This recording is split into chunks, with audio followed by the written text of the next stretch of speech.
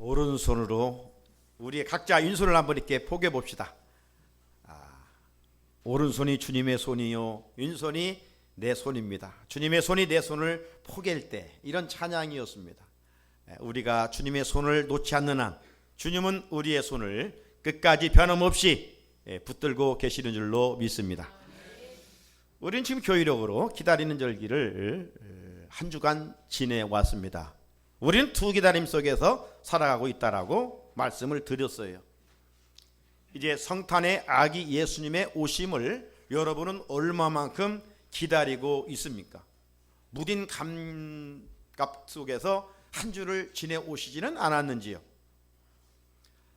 어떤 세상의 환경에 따라 성탄을 기다리는 것이 아니라 우리 마음속으로 왜 예수님이 이 땅에 인간의 몸을 입고 태어나셨는가 한 번쯤 더 깊이 생각하면서 특별히 마음의 구유를 준비하는 시간들입니다.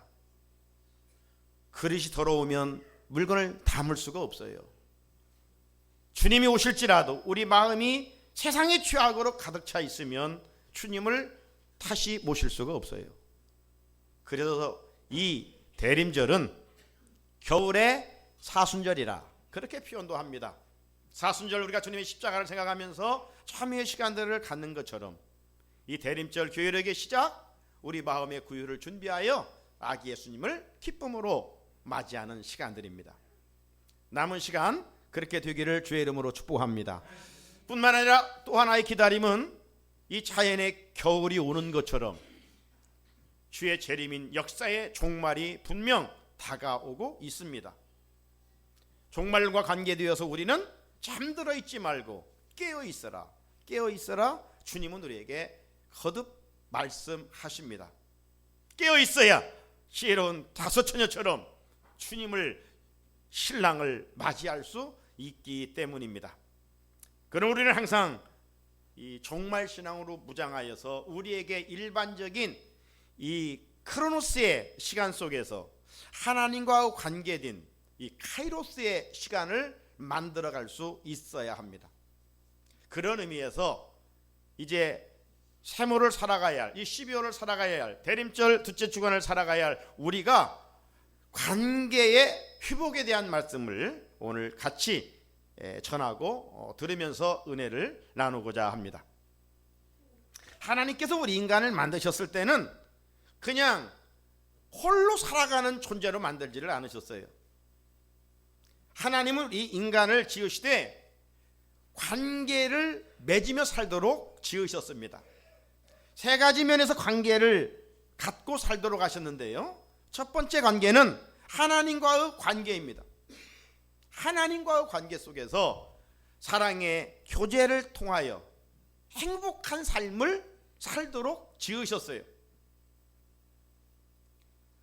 뿐만 아니라 사람과 사람 간에 사랑의 교제를 하면서 또 행복하게 살도록 창조하셨어요. 하나님과 관계, 이웃과의 관계뿐만 아니라 이 모든 피조물과의 관계 속에서도 함께 관계를 맺으면서 행복하게 살도록 지으셨어요. 따라서 여러분, 흔히 사람들은 그런 말을 해요. 좋은 환경이 사람을 행복하게 할 것이다. 물론 동감하는 부분도 많이 있지요. 힘든 환경에서 행복한다는 것은 참 결코 우리 육신으로 쉽지를 않아요. 좋은 환경이 있을 때 기쁨이 찾아오는 것 분명합니다. 그러나 엄밀히 좀 더 깊이 생각해 보면 그 말은 그렇게 맞는 말이 아니에요. 왜냐하면 아무리 좋은 환경에 있을지라도 서로 함께하는 사람의 관계가 깨어진다면 그것이 지옥이지 천국이 될 수가 없어요. 그렇지 않습니까? 반대로 좀 열악한 환경이지만 좋은 조건들이 아니지만 서로 관계가 좋으면 그것은 천국입니다. 그러므로 우리가 천국의 삶을 지속하기 위해서는 관계의 회복이 절실하다, 이것이죠. 좋은 관계를 맺고 행복하게 하나님이 우리를 지으셨는데 왜 인간이 그 행복이 깨지고 불행하게 됐습니까? 왜 웃으면서 살아야 할 인생이 눈물을 흘리면서 고통 중에 살아야 했습니까? 무엇이 그토록 인간을 비참하게 짓밟았습니까? 그것은 죄입니다. 죄는 삼중적 단절을 가져왔어요. 하나님과 관계, 이웃과의 관계, 자연과의 관계를 무참히 깨트리고 말았어요. 그래서 죄를 지은 인간은 거룩하신 하나님과, 의로우신 하나님과 교제할 수가 없었던 거예요. 하나님께 나아갈 수 있는 길이 차단되고 말았어요. 하나님은 사랑의 하나님이었는데 죄를 지은 인간에게 있어서 하나님은 사랑의 하나님이 아니고 두려움과 무서움의 하나님이 되고 말았어요. 그래서 아담과 하와가 죄를 짓고 어떻게 반응했습니까? 나무 뒤에 가서 숨어버리지 않았어요? 그 말씀을 창세기 3장 8절은 이렇게 이야기합니다. 그들이 그날 바람이 불 때 동산에 거니시는 여호와 하나님의 소리를 듣고 아담과 그의 아내가 여호와 하나님의 낯을 피하여 동산 나무의 사이에 숨은지라. 효제할 사랑의 대상이 더 이상 그런 관계가 성립되지 못하고 사랑의 하나님이 아니라 죄를 짓고 보니까 하나님 앞에서 숨어야 하는, 하나님이 두려워하는 그런 존재로 전락되고 말았어요. 좋은 관계가 깨지고 말았다 이 말이죠. 자, 그렇다면 본래 좋은 관계를 회복하기 위해서는 어떻게 해야 할까요?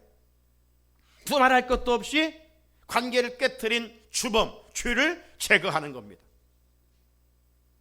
죄를 제거하면 하나님과 깨어진 관계를 다시 회복하여 하나님이 주시는 행복한 삶을 누려갈 수가 있겠지요. 또 죄는 대인관계도 깨트렸습니다. 하나님께서 아담 혼자 있는 것이 의로워 보이지 않았습니까? 그래서 그를 잠들게 하고 갈빗대를 빼서 짝을 만들어 주셨어요. 여자를 만들어 주었어요. 여자를 만들어 하나님이 아담에게 데려올 때 아담이 어떻게 반응했습니까? 참 놀라운 사랑의 고백을 합니다. 창세기 2장 23절에 보니까 이는 내 뼈 중에 뼈요 살 중에 살이로다. 오늘 우리가 부부간에 이런 고백이 지속된다면 어떤 환경에 있던들 불행하겠습니까? 당신은 내 뼈 중에 뼈요 내 살 중에 살입니다. 그러면 어떤 공감과 체유를 하게 되겠지요. 세상에 정말 이보다 더 아름다운 고백이 없을 것 같습니다. 그런데 죄를 지쳐 이 둘의 관계가 언제 이런 고백을 했느냐 하듯이 유리알처럼 산산조각 깨지고 말았어요. 하나님이 죄를 지은 아담을 찾아갑니다. 아담아, 왜 먹지 말라고 한 선악과를 먹었지? 제가 잘못했습니다. 하나님 용서해 주세요. 이렇게 한 것이 아니라 하나님이 짝지어 주신 여자 때문입니다. 자기의 잘못을 인정하지 않고 관계가 깨지니까 상대방에게 책임을 돌리는 겁니다. 여러분, 우리 가정에서 잘못이 있을 때 내가 주인입니다 하면 끝나는 거예요. 그렇잖아요. 그런데 남편 때문이야, 아내 당신 때문이야 이러면 그 가정은 행복이 임할 수가 없지요. 그런데 타락한 인간 속에 자신이 잘못하고도 상대방의 잘못을 돌리는 이 나쁜 모습이 자리 잡고 있습니다. 책임을 전가하는 거예요. 여러분이 아담과 하와의 이 타락한 죄의 DNA가, 이 유전자가 아들들에게 흘러가는 것이죠. 그래서 마침내 그의 아들들 가인과 아벨 사이에서 어떤 일이 일어났습니까? 제사 문제로 하나님께 연락되고 연락되지 않은 그 일로 형 가인이 분노하여 동생 아벨을 쳐 죽이고 말았어요. 형제끼리 사랑하며 살아야 할 관계가 죄 때문에 깨져버리니까 미워하고 증오하고 살인까지 하는 이런 타락한 자리에 이르게 된 것이죠. 이처럼 죄는요 참으로 무서운 거예요. 대인관계를 무참히 깨트려 버리는 것입니다. 그러므로 다시 이 깨어진 관계를 본래의 모습으로 회복하기 위해서는 무엇을 제거해야 됩니까? 죄를 제거하는 겁니다. 죄 문제를 해결하면 다시금 증오와 미움의 관계에서 사랑의 관계로 회복될 수 있는 것이죠. 뿐만 아니라 죄는 대신관계와 대인관계를 깨뜨렸을 뿐만 아니라 태물관계도 단절시키고 말았어요. 인간이 죄를 지음으로 원래 하나님이 세상을 지은 땅은 좋은 열매를 맺고 좋은 채소들을 맺고 또 곡식들이 자라게 만들었어요. 그런데 땅이 저주를 받아 이런 것들이 맺지 못하고 엉겅퀴와 가시나무가 나기를 시작했습니다. 그러므로 인간이 죄 때문에 저주를 받아 살기 위해서 땀을 흘려야 되고 죽도록 고생하다가 마침내 흙으로 돌아가는 이런 비참함을 맛보지 않을 수가 없게 된 것 아니겠습니까? 나아가 죄를 지은 인간이 하나님 만드신 자연을 함부로 하고 훼손함으로 말미암아 자연이 망가지고 자연이 병들어 지금 인간들은 많은 질병에 시달리며 살아가고 있습니다. 따라서 본래의 좋은 관계를 회복하기 위해서는 역시 어떻게 해야 될까요? 죄 문제를 해결해야 됩니다. 그러면 죄가 없는 곳이 에덴의 동산이죠. 그랬을 때 아름다운 회복이 있게 되는 것입니다. 자, 그렇다면 이 주범, 하나님과 관계, 이웃과 관계, 자연과 관계를 깨트려 버렸던 이 주범, 죄를 어떻게 해야 해결할 수 있습니까? 우리 인간이 능력이 있다고 해서 우리 스스로 해결할 수 있습니까? 죄 문제만큼은 해결할 수가 없어요. 왜? 우리가 죄인이니까. 소경이 소경을 인도할 수 있습니까? 그러다가는 둘 다 구덩이에 빠지지요. 그래서 하나님께서 깨어진 관계를 회복시켜 주시기 위하여 당신의 아들 이 세상에 보내주셨습니다. 그분이 바로 지금 우리가 대림절에 기다리고 있는 예수 그리스도이십니다. 예수님은 하나님과 인간의 그 관계를 이어주는 거룩한 사닥다리, 거룩한 중보자, 유일하신 분이십니다. 하나님께 나갈 수 있는 길은 예수 그리스도 그분 한 분 외에는 다른 길이 없습니다. 그분만이 하나님과 우리의 깨어진 관계를 새롭게 회복시켜 주시는 화평케 하시는 분이십니다. 그래서 사도 바울은 에베소 2장 14절에서 이렇게 선포했습니다. 같이 한번 읽어볼까요? 시작. 그는 우리의 화평이신지라 둘로 하나를 만드사 원수된 것 곧 중간에 막힌 담을 자기 육체로 허시고. 원래 인간은 하나님과 담이 없어요. 그냥 교제하며 살아가는 거예요. 그런데 죄 때문에 담이 생기고 말았어요. 이 담이 보통 담이 아니에요. 낮은 담이면 뛰어서라도 하나님께 나아갈 수가 있는데 너무 높은 담이에요. 갈 수 있는 길이 완전 차단이 됐어요.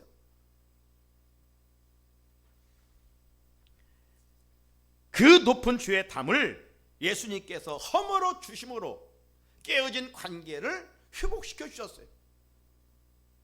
자, 그렇다면 예수님께서 무엇으로 그 막힌 담을 허시고 하나님께로 죄인된 인간이 나갈 수 있는 길을 열어주셨습니까?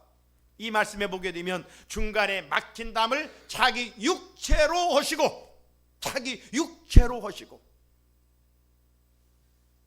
여기 말씀 속에 막힌 담을 자기 육체로 하셨다는 말씀은 무슨 말씀일까요? 죄인들을 위하여 십자가에서 고통당하신 예수 그리스도를 말씀하고 있는 것입니다. 저와 여러분의 죄를 사하여 주시기 위하여 찢기시고 피 흘리신, 고난당하신 예수님의 그 십자가, 그 십자가에 달려 돌아가실 때 성전에 놀라운 사건이 일어났지요. 어떤 사건입니까? 휘장 위로부터 아래로 찢어졌어요. 이건 하나님이 하신 일이라는 겁니다. 인간이 찢어졌다면 어디부터 찢어져야 돼요? 커튼을 찢을 때 이 아래에서부터 위로 찢어지겠죠. 높이 쳐 있기 때문에. 그러나 하나님이 하신 일이 위에서부터 아래로 찢겨졌어요. 그래서 인간이 나갈 수 있는 유일한 길을 만들어 놓으신 것입니다. 여러분, 본래 십자가는 누가 짊어져야 됩니까? 흉악한 죄인이 짊어져야 돼. 흉악한 죄인이. 우리의 죗값을 우리가 짊어져야 돼요.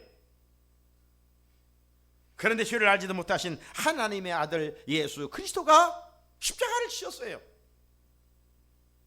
하나님이 당신의 아들을 그렇게 고난당하게 하신 그 마음 아파하시면서까지 왜 그 일을 하셨을까요?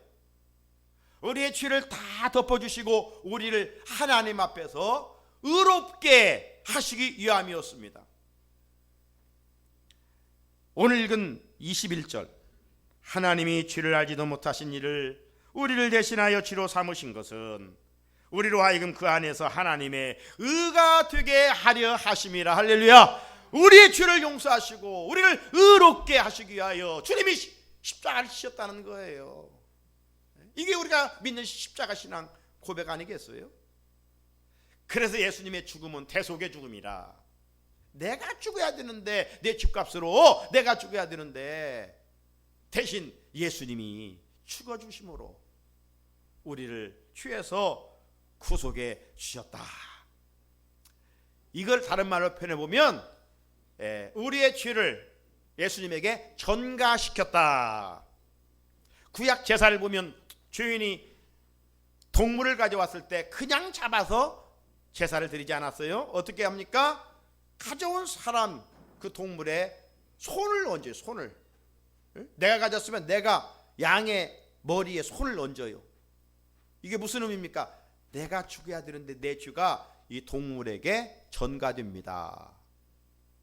그래서 내가 죽여야 하는 것이 아니라 대신 이 양이 죽고 짐승이 죽는 것이죠. 예수님의 죽음은 그런 의미에서 대속의 죽음, 나를 위해서 대신 죽어주신 죽음입니다. 그래서 그 십자가로 하나님의 의를 이루셨습니다. 우리는 예수님의 십자가의 보혈 공로로 죄 용서받고 의롭다함을 받고 하나님의 자녀가 되는 권세를 누리게 되었습니다. 하나님의 자녀가 되었기 때문에 이제 그 누구도 우리를 정죄할 사람이 없어요.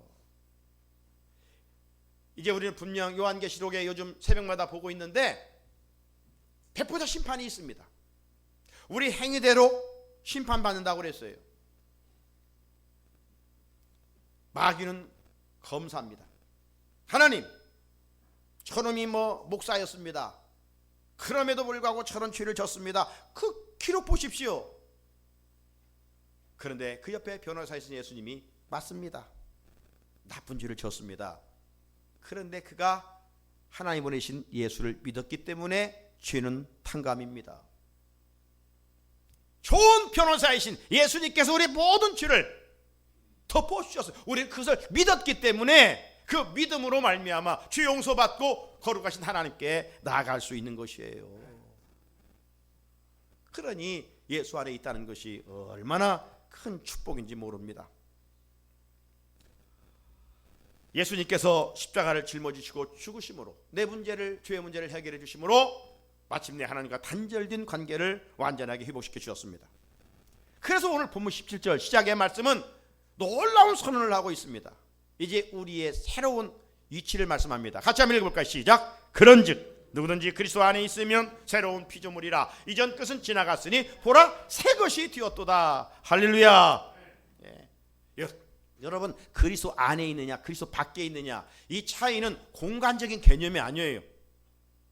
우리가 예수 믿느냐 안 믿느냐, 이거 믿고 안 믿느냐, 이런 정도의 차이가 아니에요. 요한계시록 보니까 믿지 않은 자들은 둘째 사망, 불과 유황불로 던져지는 거예요.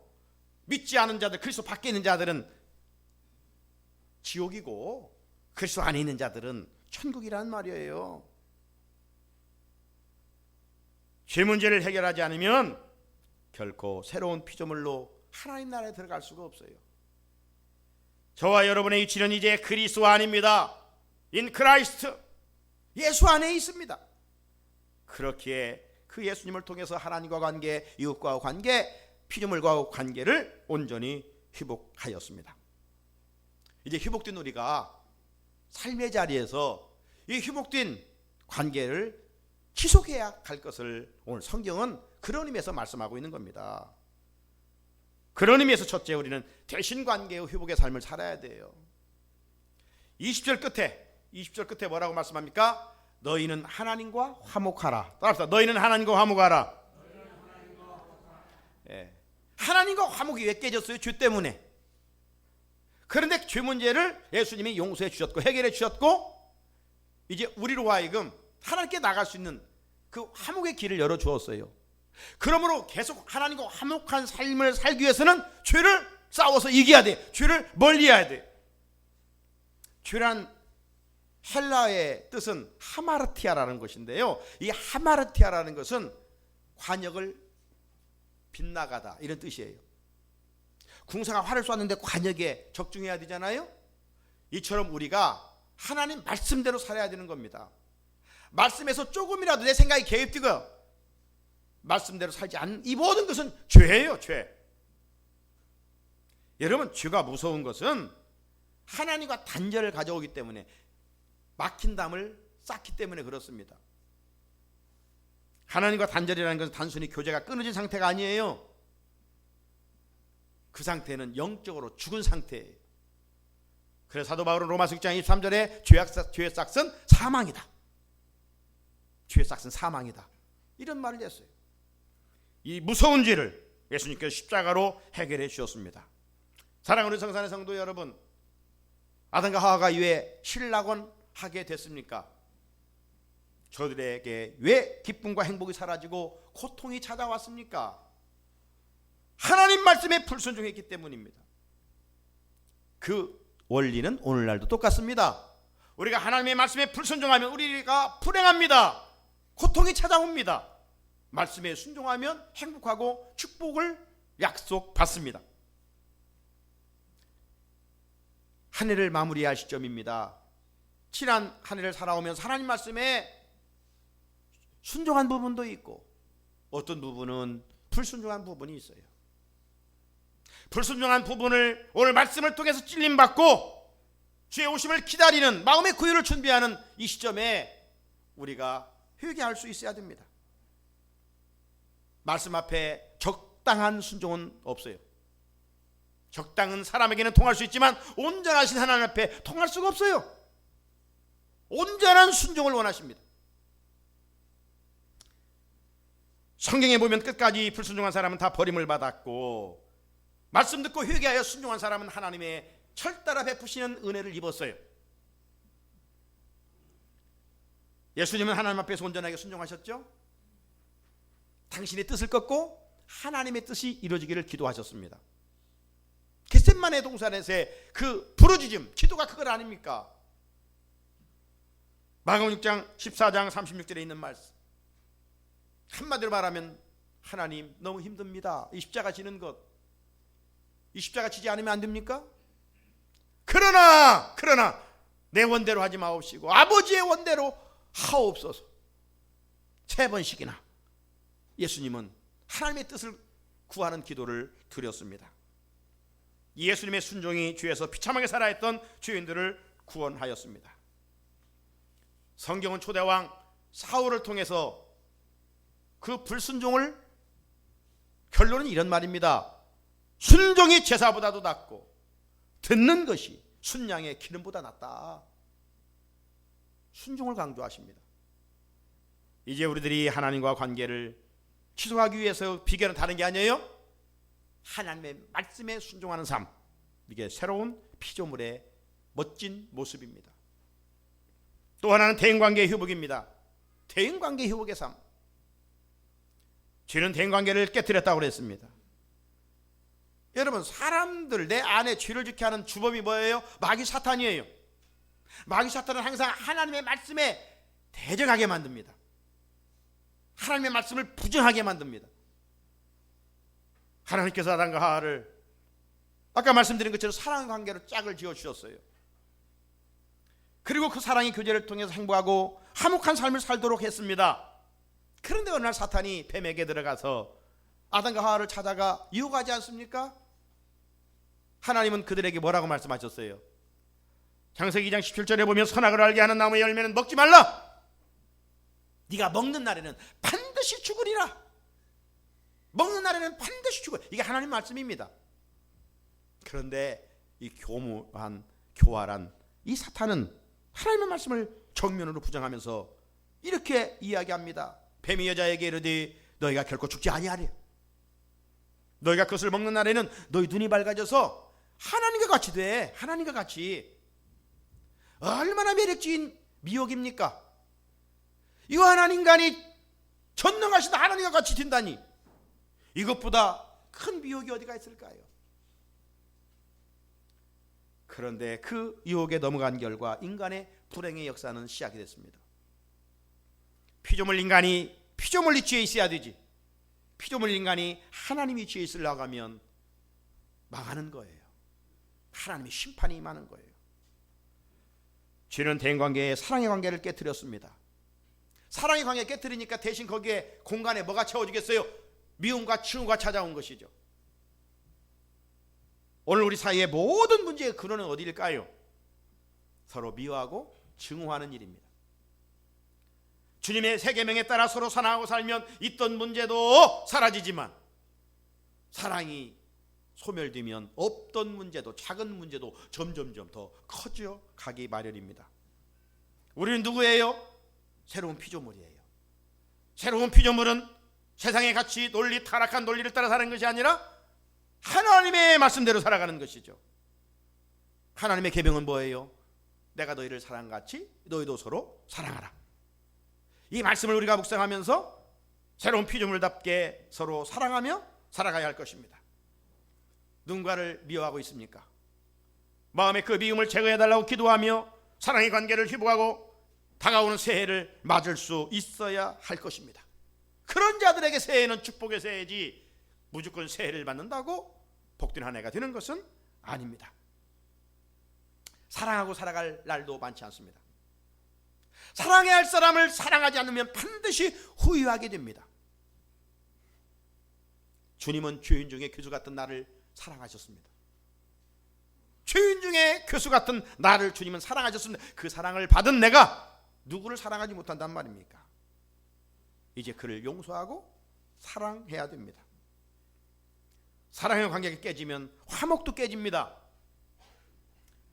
새로운 피조물의 직분, 사명은 화목하게 하는 일이기 때문입니다.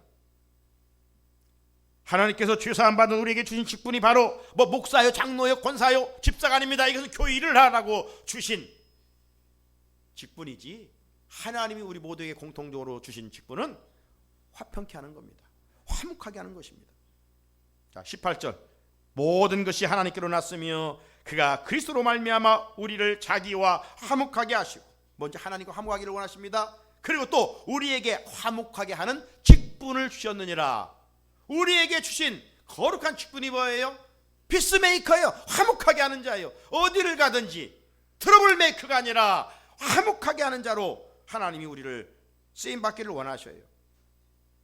이어지는 19절 말씀도 보십시오. 화목하게 하는 말씀을 우리에게 부탁하셨느니라. 하나님 우리에게 부탁한 거, 하나님의 간절한 소원이 뭐예요? 어디를 가든지 화목하게 하는 자 되어라.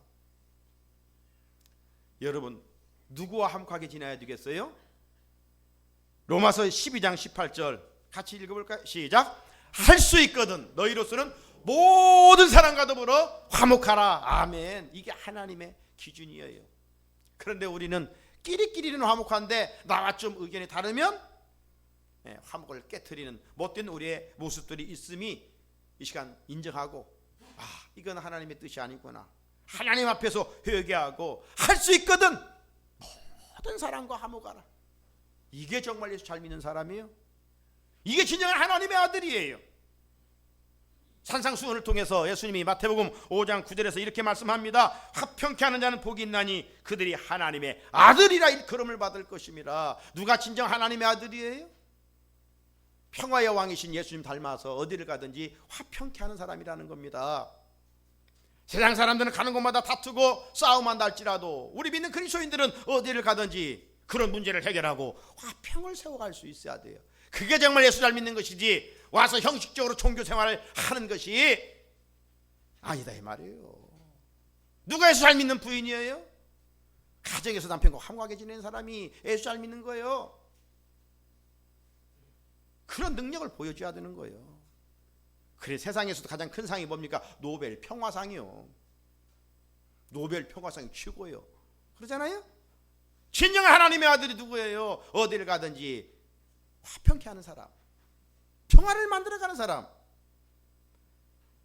오늘도 예배드리고 말씀 듣는 우리 모두 어디를 가든지 문제를 해결하고 화목케 하는 직분을 잘 감당하기를 주님의 이름으로 축복합니다. 이 사람이 진실로 하나님 앞에서 정말 믿음의 장부예요. 하나님을 기쁘시게 하는 그런 자들이에요. 끝으로 대물관계 회복의 삶을 살아야 됩니다. 죄는 자연과도 단절을 가져왔습니다. 하나님 본래 자연을 만들어 주신 것은 인간이 자연 속에서 회복하고 평안함을 누리고 안식하기 위해서 축복으로 주신 것입니다. 그런데 죄를 지은 인간을 인하여서 동물이 피를 흘렸습니다. 앞에서 본 것과 같이 땅은 저주를 받았습니다. 그래서 가시덤불과 엉겅퀴가 나지 않았습니까? 하나님이 창조를 하시고 보시기에 어떻게 반응했습니까? 보시기에 아름답다, 보시기에 아름답다 그랬잖아요 매번.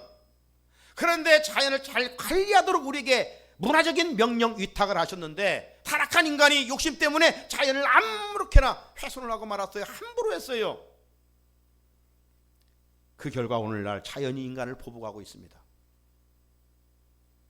지구촌에 뉴스를 들어보면 어떻습니까? 자연재앙은 점점 심각할 정도로 더해가고 있습니다. 어느 쪽에서는 폭염이, 어느 곳에는 폭설이 지금 아닐 때인데 폭설이 내리고, 어느 곳은 기근이, 어느 곳은 지진이, 어느 곳은 가뭄이 끊임없이 지금 지구촌이 몸살을 앓고 있어요. 생태계가 지금 파괴되고 있어요. 타락한 인간의 욕심이 자연을 이렇게 만들어가고 있습니다. 자, 이런 현실에서 이 피조물이 누구를 기다릴까요? 새로운 피조물인 하나님의 아들들을 기다린다고 그랬어요. 로마서 8장 19절 피조물이 고대하는 바는 하나님의 아들들이 나타나는 것이니. 지금 세상 권력자들, 세상으로 부한 자들을 원하는 것이 아니라 진실로 하나님을 잘 믿는 자들을 피조물이 원하고 있다는 겁니다. 누가 진정 하나님의 거듭난 자녀들입니까? 단순히 교회만 다니는 종교적인 존재가 아닙니다. 하나님의 말씀에 사로잡힌 자들, 성령으로 충만한 자들, 그리스도의 사랑으로 채워진 자들, 별세 은혜를 입은 사람들, 이런 거룩한 하나님의 사람들이 나타날 때 자연도 우리가 사는 세상도 아름다워져 갈 수 있다라고 말씀합니다. 사랑하는 성산의 성도 여러분, 하나님은 세상을 창조하셨습니다. 그 세상을 보시고 아름답다 말씀하셨습니다. 그런데 주가 들어옴으로 그 아름다운 모습은 상실되고 말았습니다. 본래의 모습으로 회복하기 위해서는 새로운 피조물, 하나님을 잘 섬기는 자들이 등장해야 합니다. 하나님은 그들을 통해서 아름다운 세상, 살기 좋은 세상을 만들어 가실 것입니다. 하나님은 오늘 예배드리는 저와 여러분을 통해서 그런 축복의 통로가 되기를 원하십니다. 그렇게 우리는 주님 안에 온전히 서야 되고 말씀 앞에 세움을 입은 새로운 피조물이 되어야 됩니다. 우리는 부족합니다. 하지만 성령님은 우리에게 그렇게 살아갈 수 있도록 푸싱해 주십니다. 도와주십니다. 힘 주십니다. 성령님의 도우심을 입을 때 비로소 죄로 인해서 훼손된 하나님과의 관계, 이웃과의 관계, 자연과의 관계를 회복하여 하나님이 주시는 은혜와 행복과 축복을 누려가게 될 것입니다. 말씀 듣는 우리 가운데 이 축복의 좋은 관계의 회복이 있기를 주님의 이름으로 축원합니다. 같이 주신 말씀 붙들고 하나님,